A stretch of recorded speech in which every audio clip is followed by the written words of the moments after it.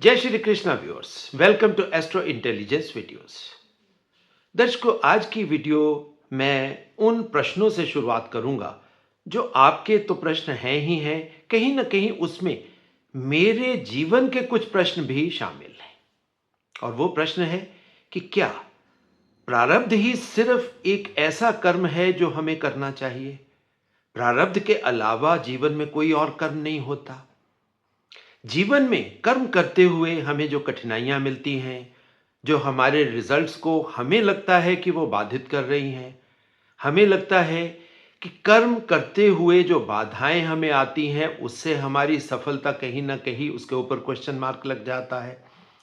सफलता हमें डिलेड मिलती है, हमें मन वांछित कर्म करने की फ्रीडम या इंडिपेंडेंस नहीं मिलती। कर्म करने के बाद भी जो रिजल्ट हम एक्सपेक्ट करते हैं जीवन से, वो नहीं मिल पाते। ये ऐसे प्रश्न हैं जो आप सबके मन में भी आते हैं। लाइफ की शुरुआत में मेरे मन में भी आते थे। इनमें से कुछ प्रश्नों के उत्तर मुझे मिल गए, जीवन से मिल गए, गुरुओं से मिल गए, किताबों से मिल गए, या कुछ ऐसे एक्सपीरियंसेस मेरी लाइफ में हुए जिनसे मुझे इन प्रश्नों के उत्तर मिले। सो मैं चाहता हूं कि जो चीजें ज्ञान द्वारा या अपने कर्म द्वारा अर्जित ज्ञान के द्वारा मुझ तक पहुंची हैं वो मैं आप सबके साथ शेयर करूं, ताकि आप अपने जीवन की कार्मिक जर्नी को और सुचारू ढंग से और बिना दुख पाए ले पाओ। दर्शकों, आज की वीडियो की शुरुआत मैं कल के ही एक छोटे से अपने जीवन के वाकया के साथ करना चाहूंगा। कल क्या हुआ, मेरे भाई के बेटे बहू, उनकी बेटी, दामाद अपने बच्चों के साथ हमारे घर आए। सुबह उठ के भतीजा मेरा कहता कि चाचा जी, आज हम चाहते हैं कि गौशाला जाकर गौओं की सेवा करें। तो मेरे मन में पता नहीं क्या आया, मैंने कहा ऐसे करते कि हम जगन्नाथ टेम्पल जाते हैं, वहां पर गौशाला भी है। हालांकि गौशाला छोटी है, बड़ी गौशाला तो नहीं है, मगर गौशाला है। तो हम वहां पर सुबह सुबह जाकर भगवान कृष्ण का आशीर्वाद भी ले लेंगे और साथ में आप गौओं की सेवा करना चाहते हो वो भी कर लो। तो वो अपने दोनों बच्चों के साथ मेरे साथ गाड़ी में चल पड़े। अब गाड़ी में जब चल पड़े तो हुआ क्या, जब परिवार के बच्चे आए हुए होते हैं, आप भी समझते हो कि माहौल कैसा होता है। तो हम आपसी बातों में इतने ज्यादा बिजी हो गए कि वो जो मंदिर वाला जो मोड़ था, वो मोड़ कहीं छूट गया। जब वो छूट गया तो मेरा ग्रैंडसन मुझे कहता, दादू आप बातों में देखो इतना खो जाते हो कि वो मंदिर का मोड़ निकल गया। थोड़ा सा बाकी बच्चों ने भी थोड़ा सा जैसे इम्पेशंस दिखाई कि अब हम लेट हो जाएंगे, अच्छा मंदिर का टाइम ना निकल जाए। तो क्या हुआ, मैंने आगे जाकर यू टर्न जो मिला, यू टर्न थोड़ा काफ़ी दूर जाकर मुझे मिला, यू टर्न मिला। रास्ते में मैंने बच्चों को कहा कि हो सकता है कि इसमें कुछ प्रभु का इशारा हो। तो कोई बात नहीं है, अब जो भी होगा आराम से उसे यानी कि लेते हैं और मंदिर चलते हैं। अब यू टर्न लेकर वापसी करके जब हम मंदिर पे पहुंचे, अब मंदिर में जो पुजारी लोग वगैरह हैं वो मेरे बहुत प्रिय हैं, बहुत प्रेमी हैं, मैं तो ये बात कह सकता हूँ मेरे प्रेमी हैं। तो वहाँ गए, बहुत आत्मीयता के साथ वो हमें मंदिर में ले गए। जब हम मंदिर के प्रांगण में पहुँचे तो वहाँ गाड़ियाँ काफ़ी खड़ी थी। गाड़ियाँ काफ़ी खड़ी थी तो हमें लगा कि आज रविवार का दिन है, सो रश होगा। मगर जब तक हम मंदिर, एक्चुअल मंदिर के अंदर पहुंचे, तब तक सभी लोग गाड़ियां लेकर वापस जा चुके और हम और हमारी फैमिली अकेली थी वहां। जैसा मैंने कहा, जितने पुजारी थे वो बहुत आत्मीयता के साथ मेरे साथ रहते हैं, मेरे साथ प्रेम भी बहुत करते हैं। सो वो हमें अंदर गर्भगृह के अंदर ले गए, बहुत अच्छे ढंग से प्रभु का आशीर्वाद हुआ। आशीर्वाद होने के बाद जब हम मतलब उनसे विदा ले, तो जो बड़े पुजारी हैं वो मुझे कहते कि सर आप आए हो, आज तो बहुत ही बढ़िया सौभाग्य का दिन है। मैंने कहा क्या बात हो गई, आज कोई खास दिन है? कहते नहीं, क्या है, अभी हम ठाकुर जी को भोग लगाकर हटे हैं और वो जो थाली है, आप आज उस थाली का ही प्रसाद लीजिए। अब आप देखिए, जो थाली प्रभु के लिए थी, प्रभु को भोग लगा था, वो ही थाली खाने का हम सभी परिवार वालों को सौभाग्य प्राप्त हो गया। अब रास्ते में मैंने अपने फैमिली मेंबर्स को सबको कहा, मैंने कहा देखो आज का दिन कितना सौभाग्यशाली रहा। अब वो जो हमें बातें करते हुए हम आगे निकल गए, बस ये उसी समय का खेल हुआ, जो यू टर्न हमें लेना पड़ा या हमें प्रभु द्वारा दिलवाया गया।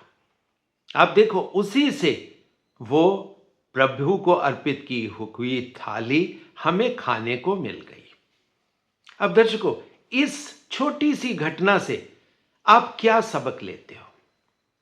कि जीवन में हर कर्म सकाम हो और हर कर्म निष्काम हो, ये पॉसिबल ही नहीं है। अब परिवार के बच्चे आए थे, तो मेरे लिए वो उसमें सकामता का तो कोई था नहीं। हम तो मंदिर वैसे भी जाते रहते हैं, आशीर्वाद लेते रहते हैं। अब वो आए हुए थे, तो मुझे उनके साथ जाना था, तो वो एक तरह से निष्काम भाव था कि भाई चलो वो आए हैं, अब उनको भी हम मंदिर के दर्शन करवाते।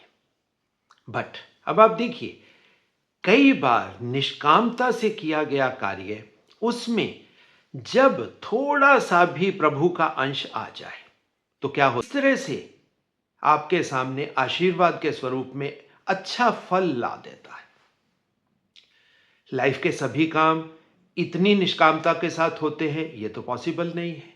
क्योंकि जब हम रूटीन में नॉर्मल में कर्म करते हैं तो क्या होता है, नॉर्मल में कर्म करते हुए उस कर्म से जो फल बनता है हम उसकी अपेक्षा रखते हैं, एक्सपेक्ट करते हैं।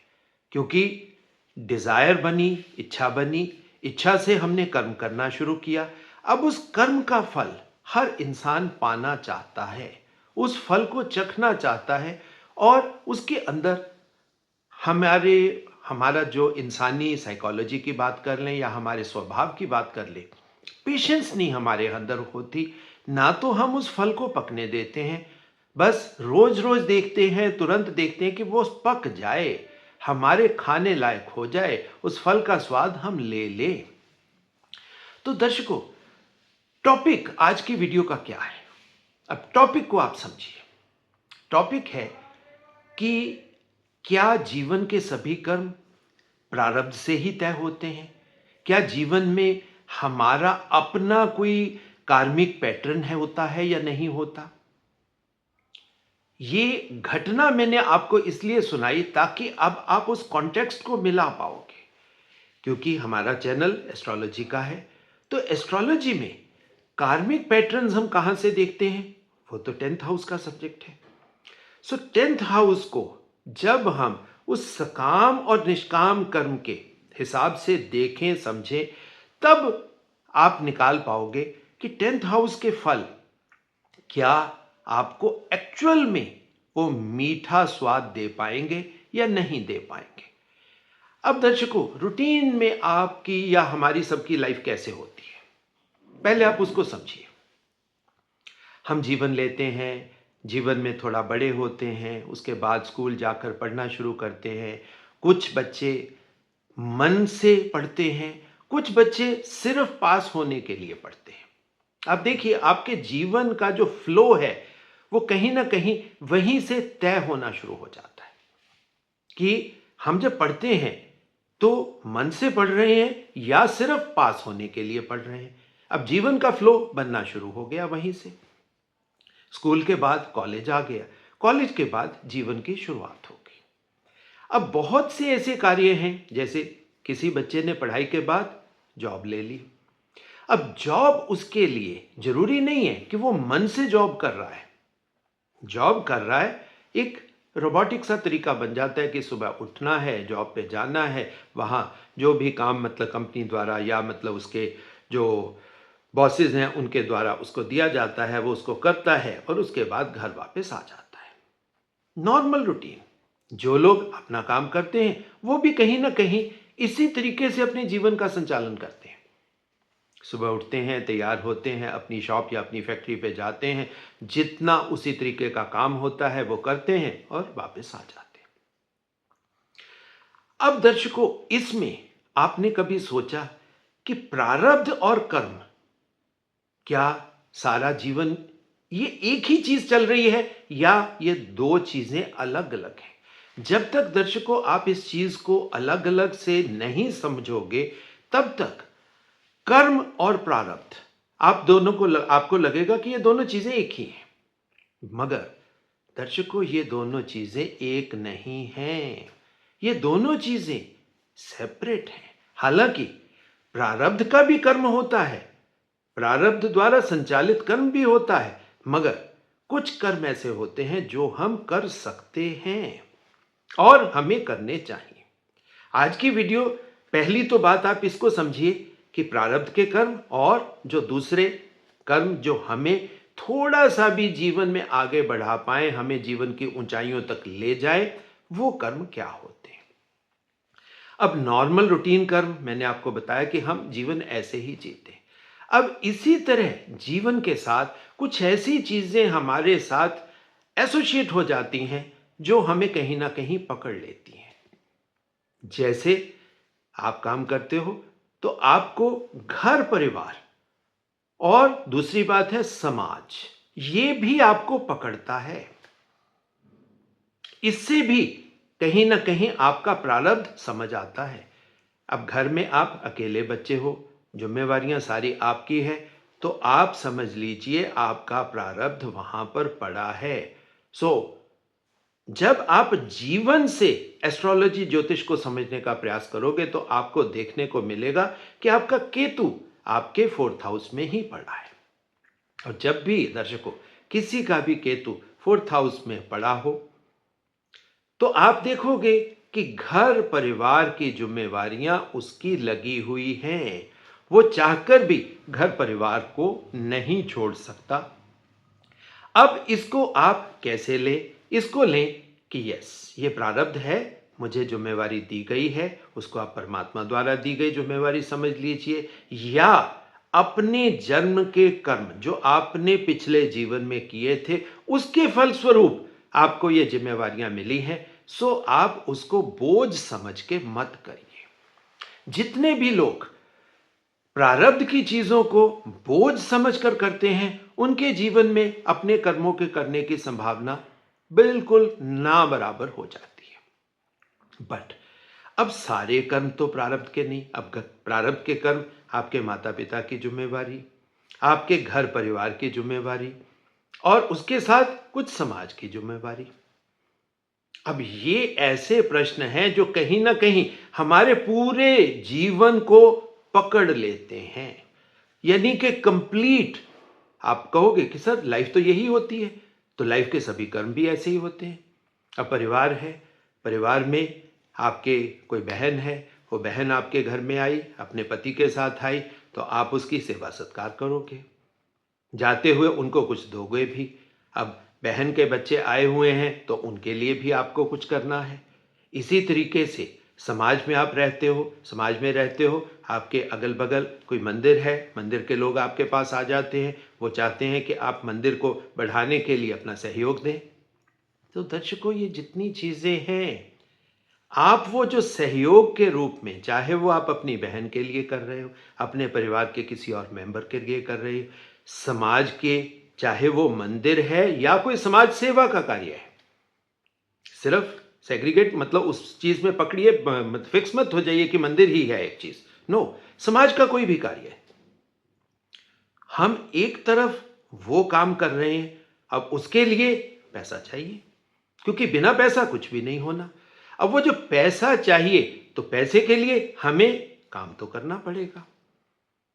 अब नॉर्मल जिंदगी 100 में से दर्शकों अगर मैं बात करूं, 95, 96, 97, 98, 99% तक ये परसेंटेज जा सकती है कि लोग जीवन के, चाहे वो कर्म प्रारब्ध के आए हुए हैं या सिंपल एक बात है, परिवार समाज और वो जो बाकी चीजें हैं वहां से आ रहे हैं, बस वो ही कर्म हो जाते हैं।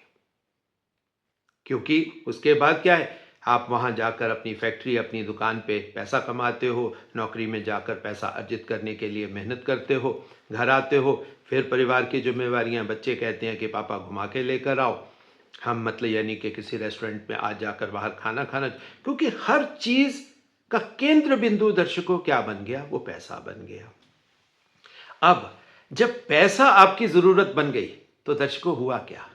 आपका प्रारब्ध और पैसा ये दोनों एक ऐसा कॉम्प्लेक्स सिस्टम आपके लिए बना गए, अब आप इससे फ्रीडम ले ही नहीं पाते हो। सारी जिंदगी उसी ग्राइंड मिल में चलते जा रहे हो। अब दर्शकों यहां पर ही आपको एक और बीच में प्यारा सा कॉन्सेप्ट समझना होगा। और वो प्यारा सा कॉन्सेप्ट क्या है? अब आप ये कर्म करते हो, आप उसकी अहमियत समझ जाते हो कि भाई मेरी बहन है, मेरे बच्चे हैं, मेरी वाइफ है, मेरा परिवार है जिनको मैं बहुत प्यार करता हूं। जब वो प्यार की बात आती है तो दर्शकों उस प्यार को पूरा करने के लिए वो जो पैसा अर्जित करने का खेल होता है, आप देखोगे कि वहां पर आप फ्रस्ट्रेट नहीं होते हो, आप वो काम बड़ी खुशी खुशी कर जाते हो।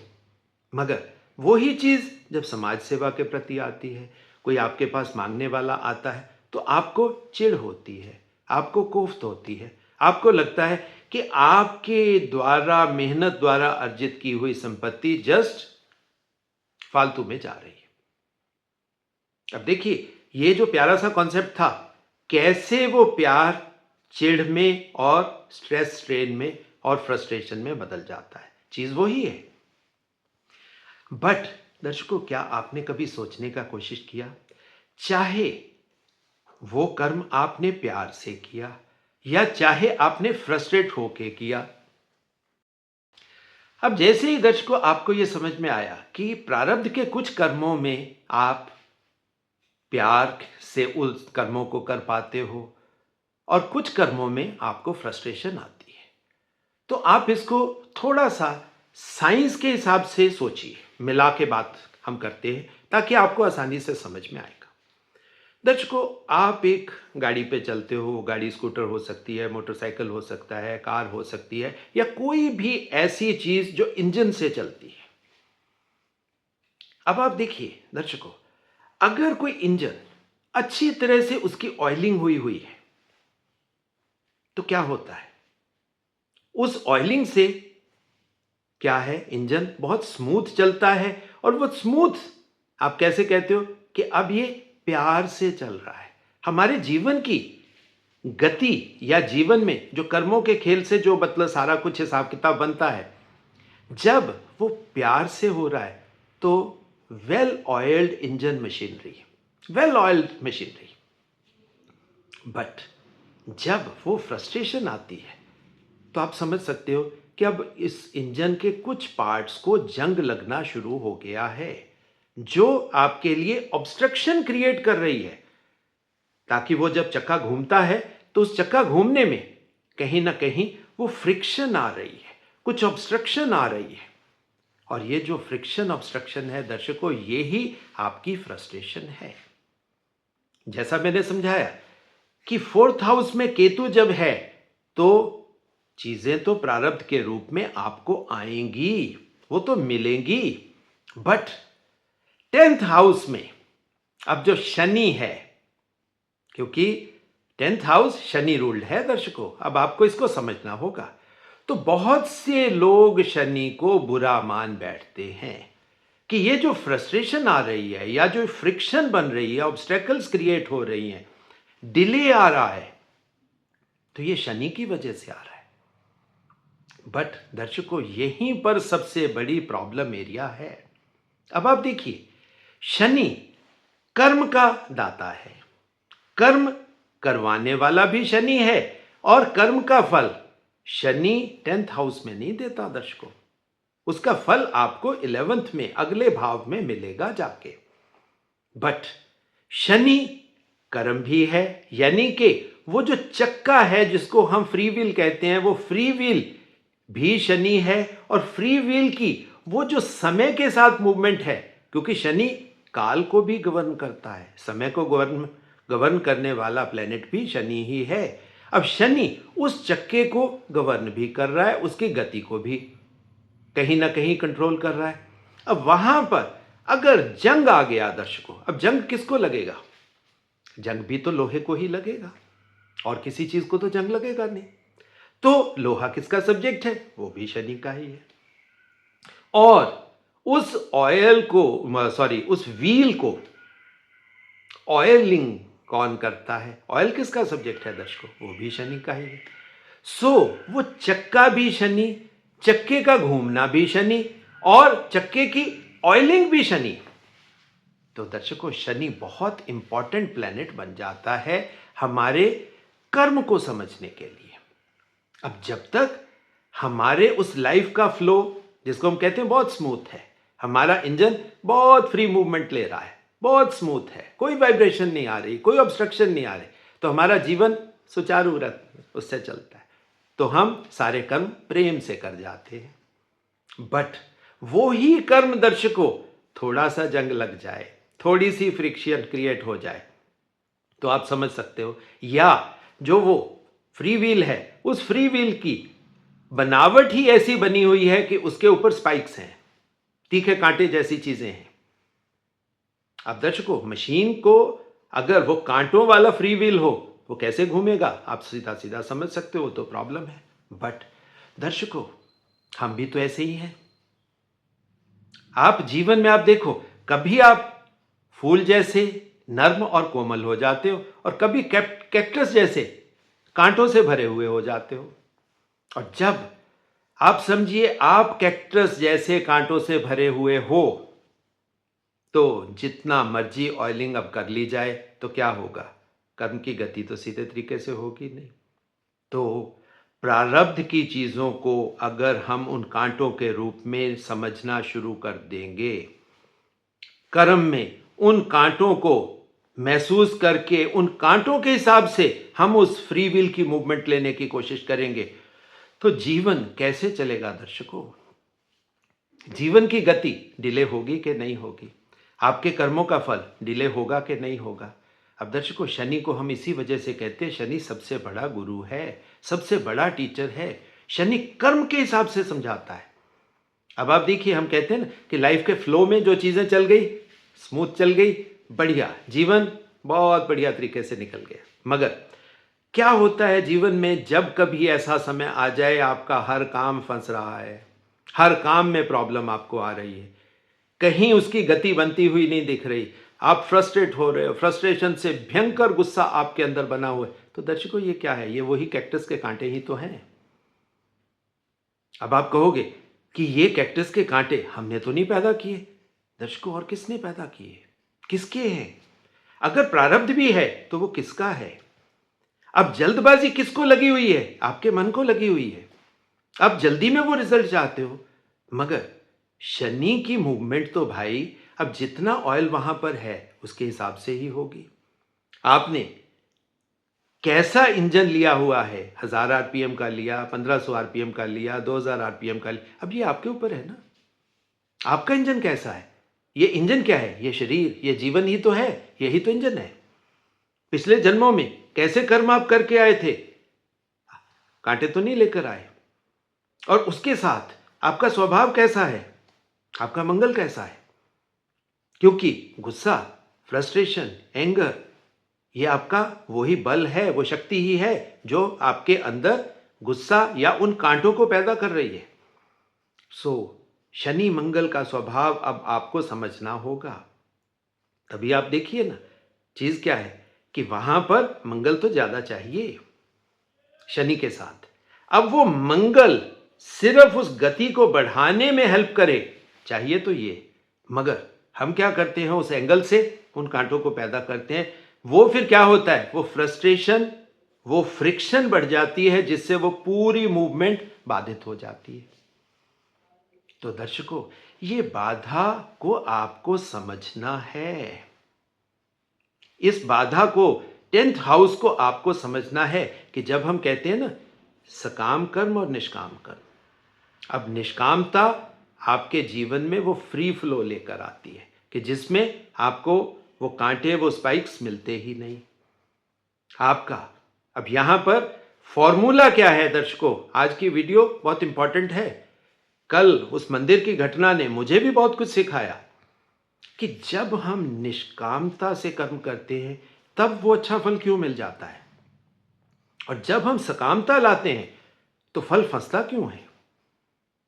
सकामता से, दर्शकों, सकामता क्या है? ये आपकी डिजायर है जो चाहती है कि हमें बड़े से बड़ा फल जल्दी से जल्दी मिल जाए।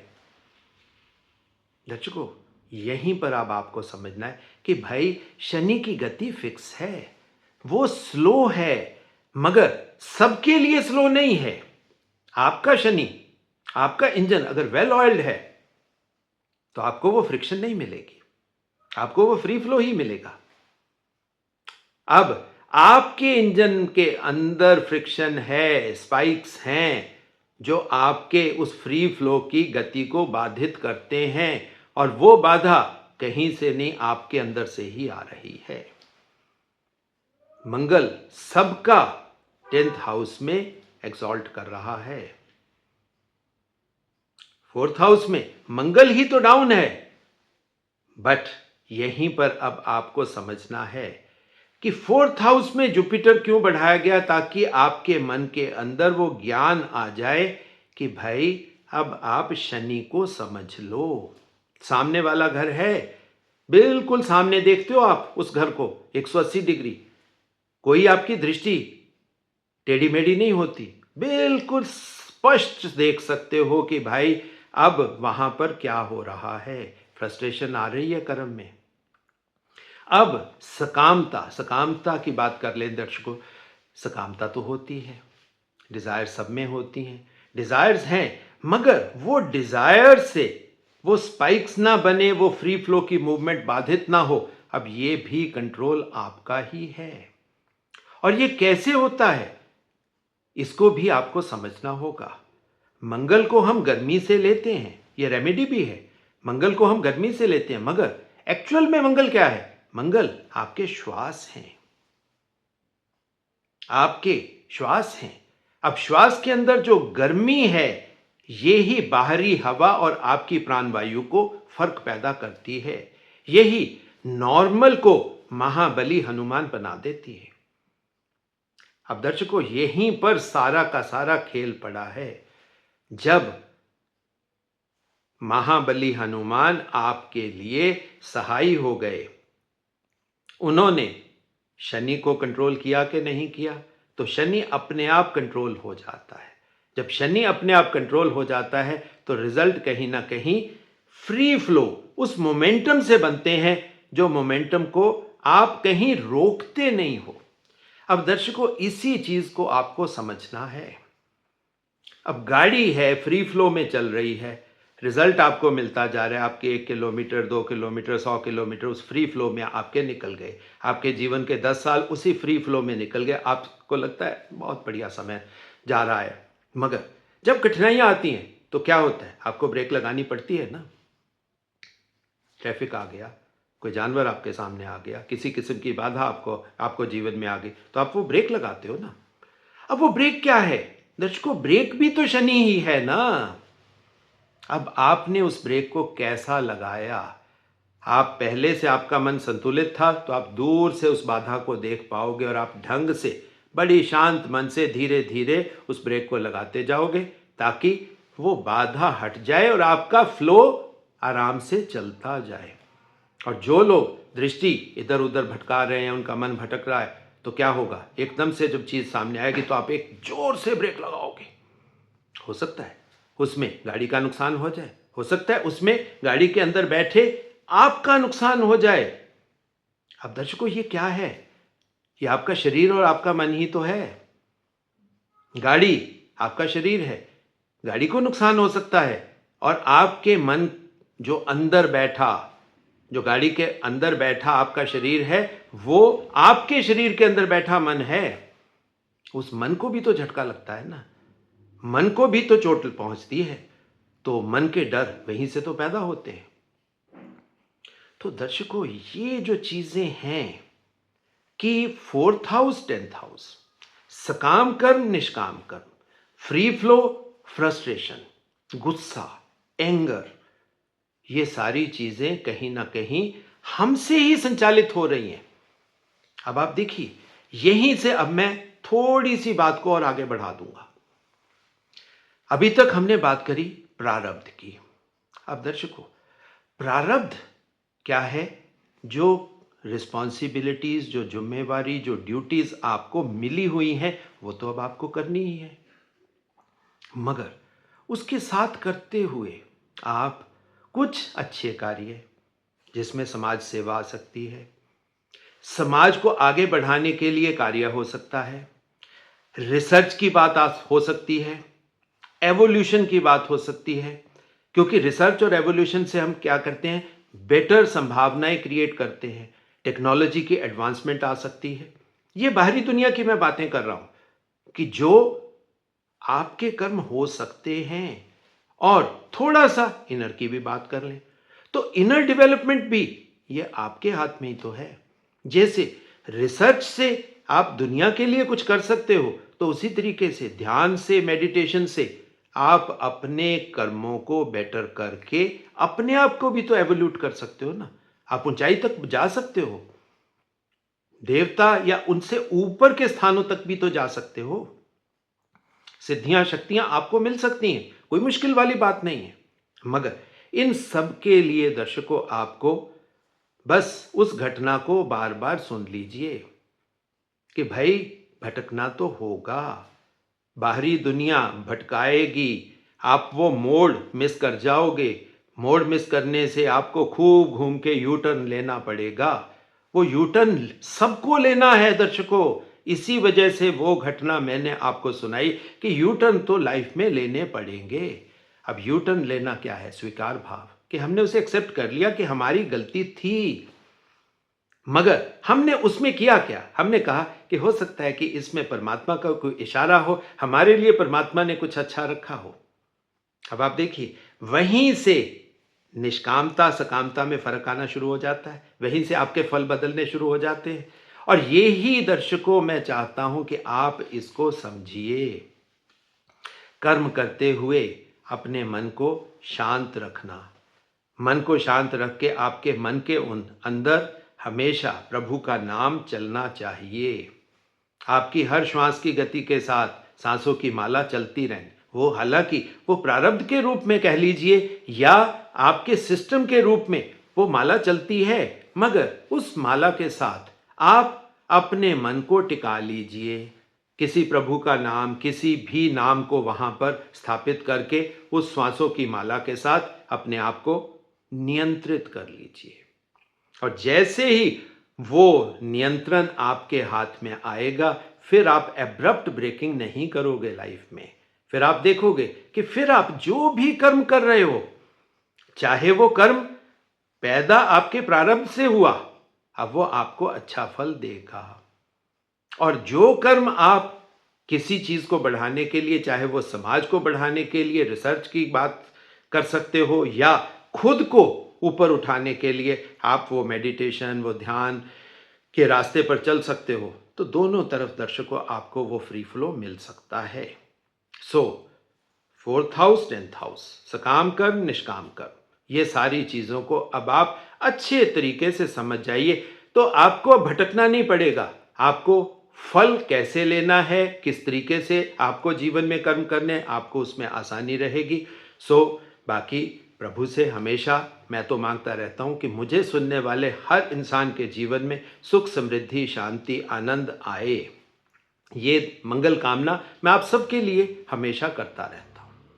सो दर्शकों, जहां तक बात है हमारे इस चैनल की, ये चैनल वैदिक ज्ञान का चैनल है। निवेदन हर वीडियो के अंत में मैं आपसे करता हूँ, हाथ जोड़ के करता हूँ कि इसको ज़्यादा से ज़्यादा शेयर करें, सब्सक्राइब करें, ज्ञान की गंगा को घर घर तक पहुँचाएं।